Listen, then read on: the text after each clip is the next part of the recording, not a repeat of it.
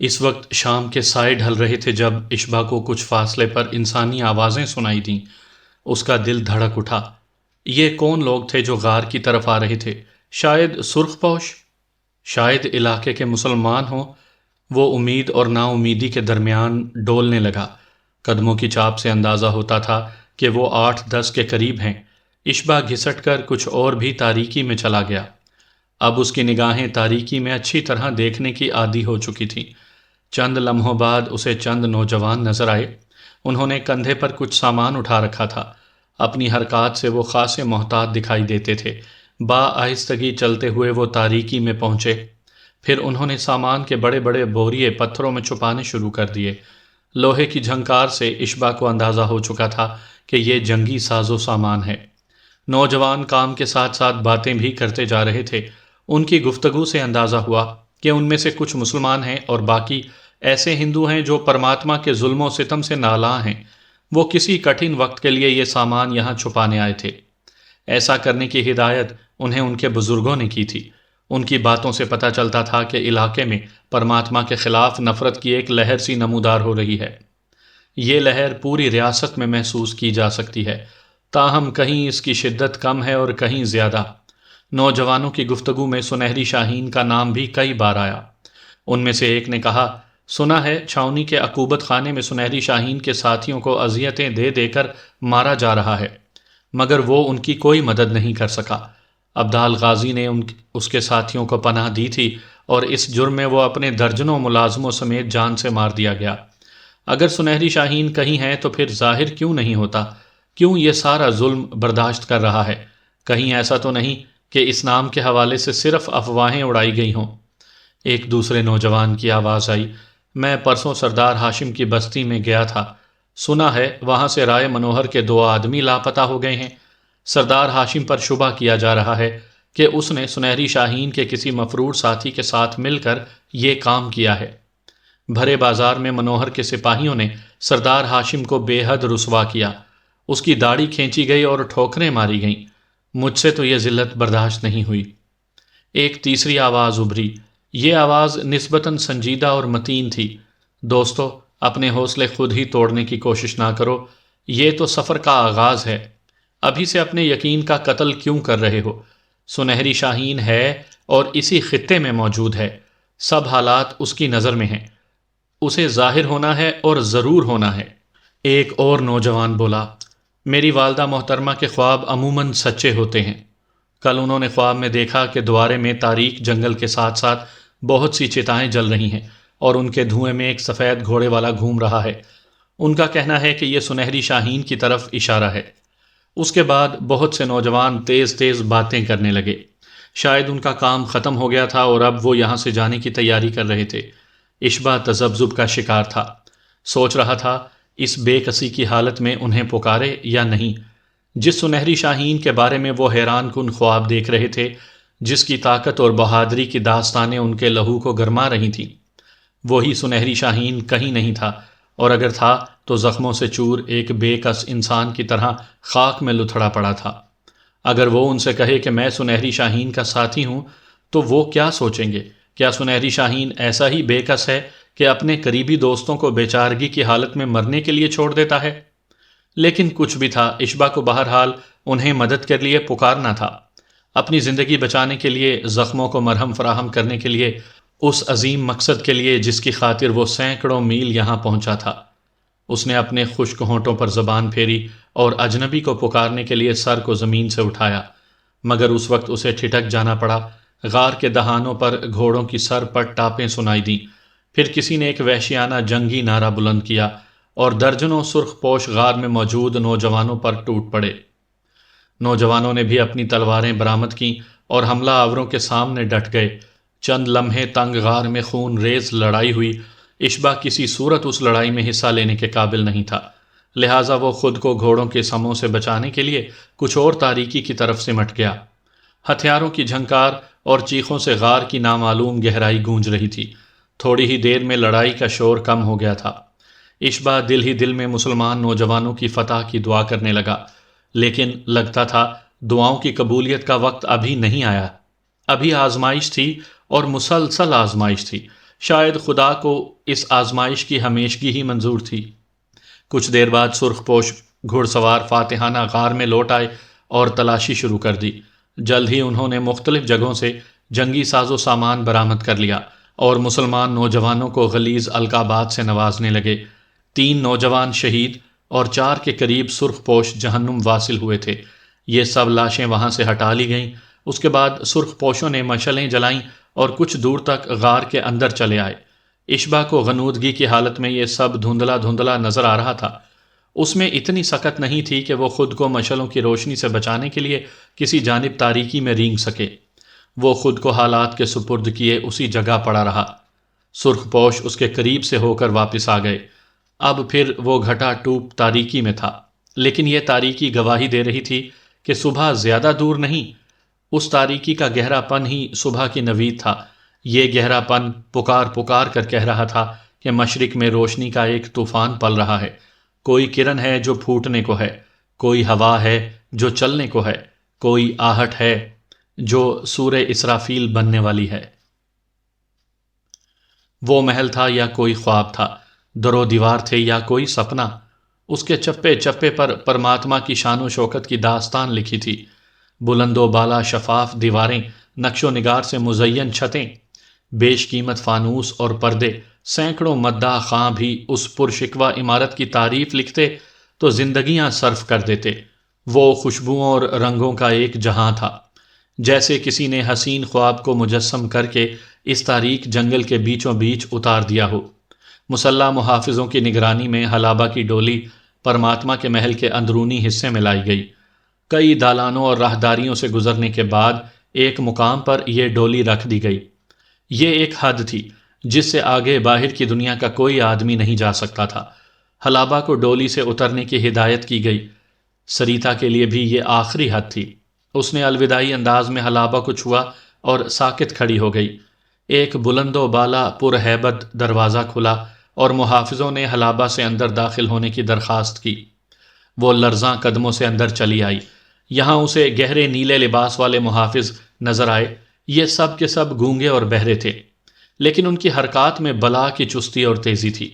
انہوں نے دونوں اطراف سے حلابہ کو اپنے حلقے میں لے لیا اور ایک وسیع کمرے میں لے آئے۔ یہاں حلابہ کو چند نہایت معزز عورتیں نظر آئیں۔ شکل و صورت اور لباس کے اعتبار سے ان میں سے ہر کوئی کسی ملک کی شہزادی یا ملکہ لگتی تھی۔ ان میں سے کچھ نوجوان تھیں اور کچھ ادھیڑ عمر۔ حلابہ کو یاد آیا کہ ان عورتوں میں سے 2-3 کو تو اس نے پہلے بھی دیکھا ہے۔ چند ہفتے پہلے جب پنڈال میں جادوگری کا مظاہرہ ہوا تھا تو پرماتما کے ساتھ پردے کی اوٹ میں جو خاموش معززین بیٹھے تھے ان میں یہ عورتیں بھی شامل تھیں۔ ان عورتوں نے حلابہ کو تنقیدی نظروں سے دیکھا۔ حسن عرب کی خیرہ کن جولانی نے ان کی آنکھوں کو تعریف چھلکانے پر مجبور کر دیا۔ پھر ایک ادھیڑ عمر عورت نے اشارہ کیا۔ نیلے لباس والے محافظ باہر چلے گئے۔ شاہانہ صورت والی عورتیں اسے لے کر آگے بڑھیں۔ آخر اسے ایک وسیع و عریض خوابگاہ میں پہنچا دیا گیا۔ حلابہ نے اپنی جھکی ہوئی پلکیں اٹھائیں۔ خوابگاہ کو دیکھتے ہی وہ سمجھ گئی کہ یہ پرماتما کی خوابگاہ ہے۔ سارے محل کی خوبصورتی جیسے اس چھت تلے سمٹ آئی تھی۔ در و دیوار سے ایک مسحور کن روشنی پھوٹ رہی تھی۔ ہلکی خوشبو والے رنگ دار بادل تھے جو بھرپور لطافت کے ساتھ خوابگاہ میں چکرا رہے تھے۔ ان بادلوں میں نمی نہیں تھی اور نہ وہ کسی چیز پر اپنا رنگ چھوڑتے تھے۔ ان میں سانس لینے سے جسم عجیب فرحت سے بھر جاتا تھا۔ خوابگاہ کے مختلف حصوں سے یہ بادل مسلسل امڑتے آ رہے تھے۔ خوابگاہ میں موجود سامان کی خوبصورتی بیان کرنے کے لیے قلم کو دفتر درکار تھے۔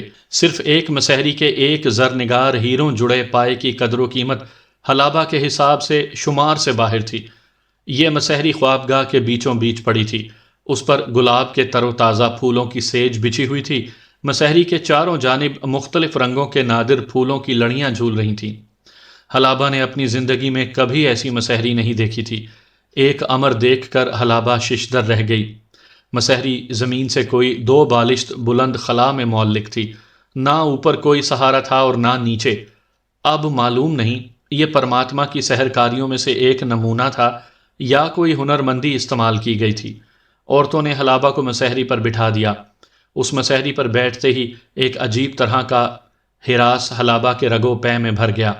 ایک ہیبت سی اس کے دل میں طاری ہونے لگی معزز عورتوں میں سے 2 لڑکیوں نے اس کا گھونگھٹ اٹھایا، دبی آواز میں ہنسی، پھر سب کی سب باہر چلی گئیں۔ خوابگاہ کا دروازہ باہر سے بند ہو چکا تھا۔ لمحے آگے کو سرکتے رہے، لمحے جو مجسم صورت اختیار کر گئے تھے، وحشی آدم خور بونوں کی طرح اچھلتے کودتے ناچتے گاتے، ہر حادثے سے بے پرواہ قطار در قطار وقت کے تاریک غار میں گم ہوتے رہے۔ ان کے قدموں کی دھمک حلابہ کی دھڑکنوں کو خوف کے چابک سے ہانک رہی تھی۔ ان کے گزرنے کا احساس اس کی چاند جبیں کو عرق آلود کر رہا تھا۔ وہ ڈر رہی تھی اور لمحے گزر رہے تھے، اور آخر پر وہ غیب چاک ہوا اور اس سرزمین کے لازوال فرما روا کے قدموں کی چاپ سنائی دی۔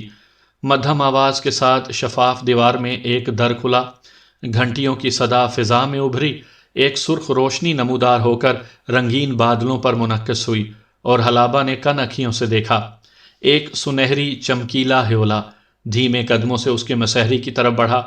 اس کی قربت حلابہ کے جسم کو ایک عجیب سنسنی سے بھرنے لگی۔ ایک لمحے کے لیے اسے محسوس ہوا کہ وہ بے ہوش ہو جائے گی یا اٹھ کر اس کے قدموں میں سجدہ ریز ہو کر التفات کی بھیک مانگنے لگے گی، لیکن دوسرے ہی لمحے اس نے خود کو سنبھالا۔ وہ کوئی عام عورت نہیں تھی، وہ صحرا کی بیٹی تھی، دوشیزہ عرب تھی، وہ ایک خدا کو ماننے والی تھی۔ اس نے اشبا بن ثقیل جیسے دلیر مرد کی محبت کا دم بھرا تھا۔ وہ سنبھلی اور اٹھ کھڑی ہوئی۔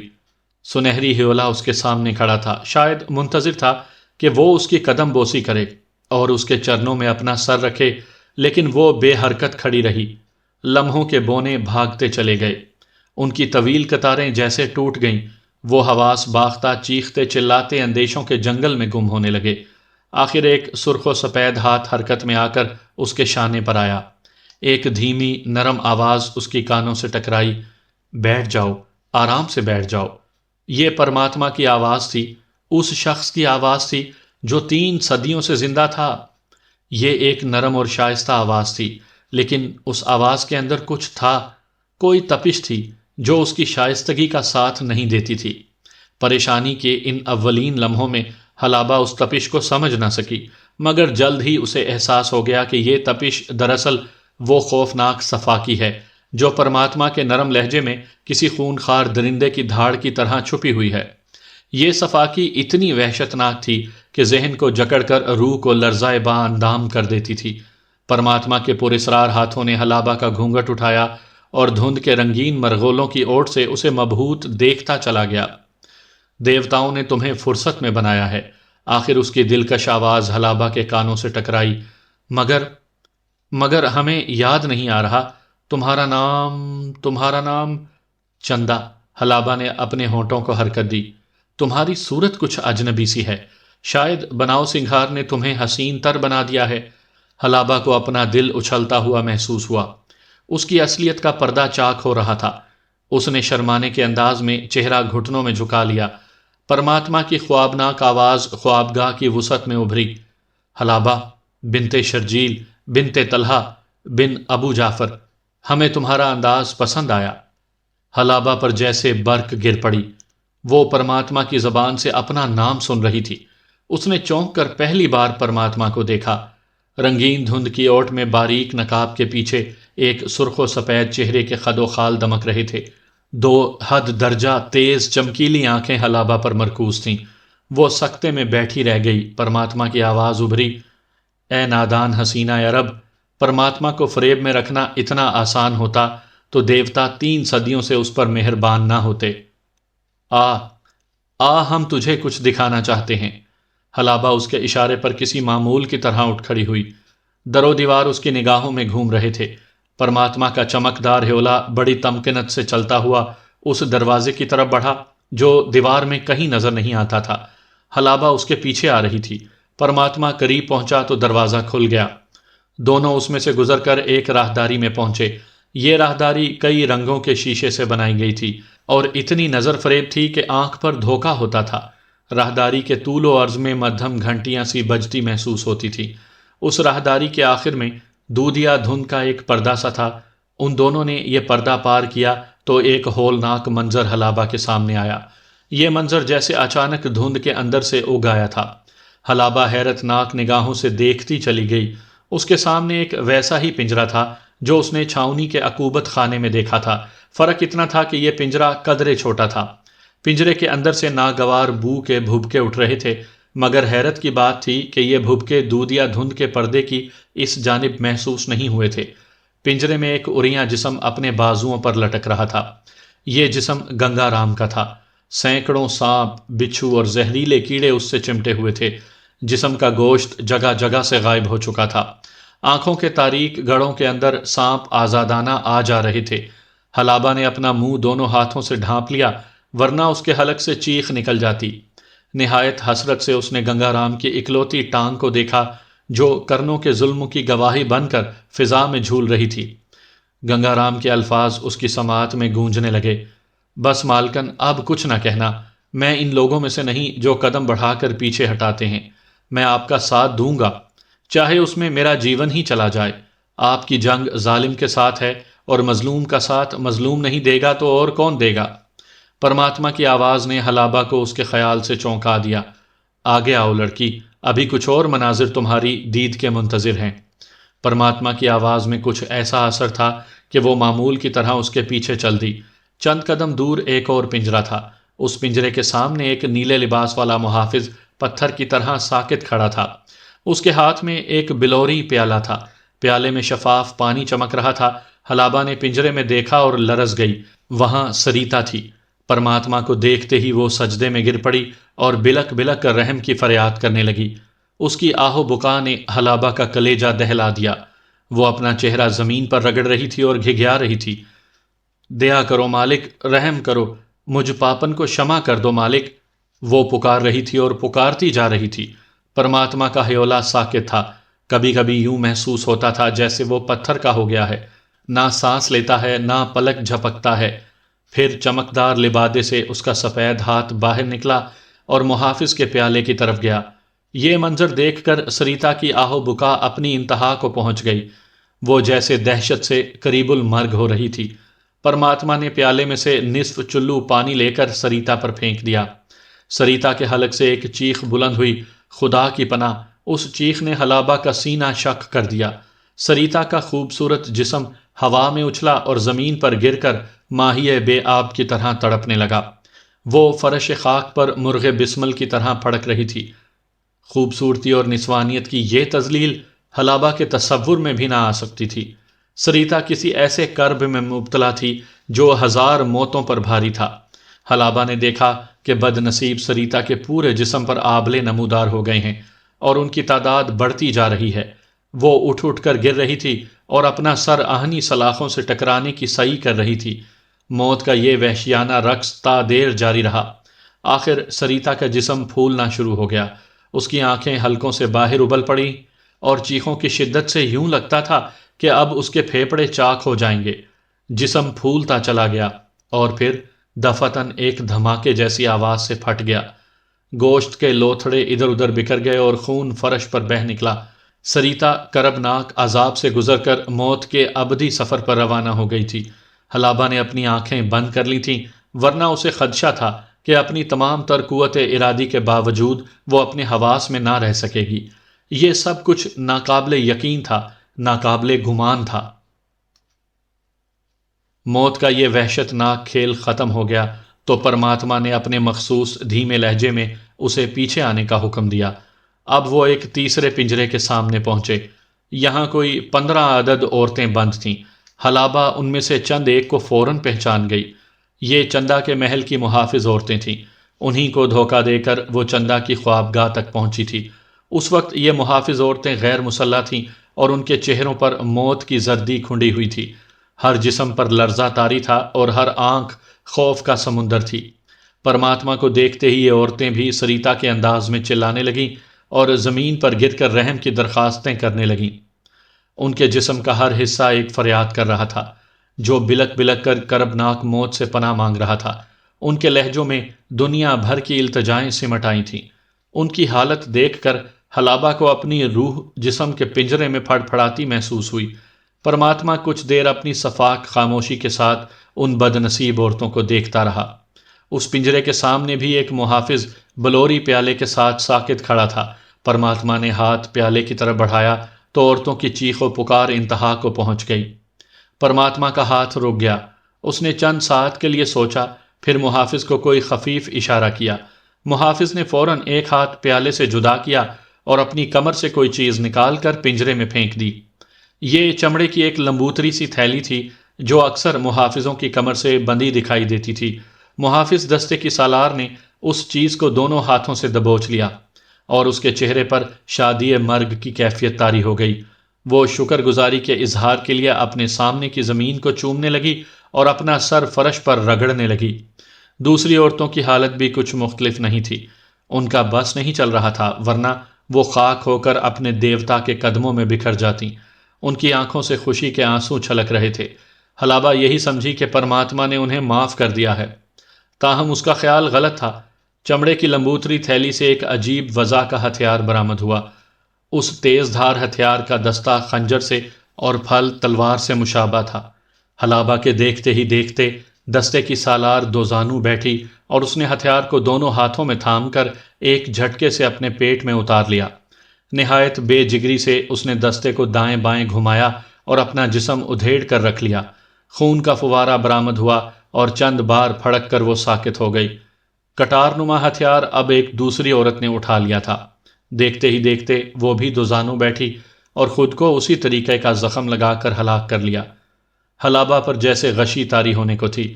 5-6 عورتوں کی ہلاکت تک تو پرماتما وہاں کھڑا رہا۔ پھر محافظ کو کوئی اشارہ کرنے کے بعد حلابہ کو لے کر واپس روانہ ہو گیا۔